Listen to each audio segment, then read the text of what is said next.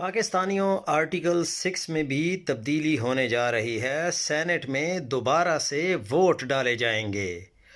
آئین پاکستان کا آرٹیکل 6 کیا ہے؟ سنگین غداری جو کوئی شخص آئین پاکستان کو منسوخ کرے، یعنی کہ ایبروگیٹ کرے یا معطل کرے، سسپینڈ کرے یا ملتوی کرے، ہولڈ ان ایبینس کرے یا اس کی مدد سے ایسا کرنے میں کسی کو سہولت یا حمایت دے، تو وہ شخص سنگین غداری یعنی ہائی ٹریژن کا مرتکب ہوگا۔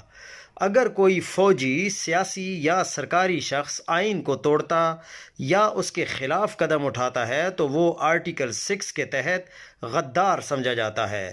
آرٹیکل 6 صرف اس شخص پر نہیں بلکہ اس کے معاونین اور سہولت کاروں پر بھی لاگو ہوتا ہے۔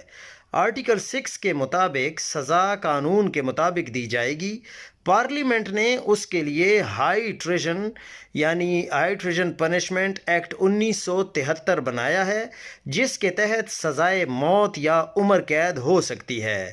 چند گھنٹوں میں آرٹیکل 6 میں تبدیلی آنے والی ہے اور یہ بھی کہا جا رہا ہے کہ اس آرٹیکل 6 کو دوبارہ سینٹ کے ذریعے سے پاس کروایا جائے گا۔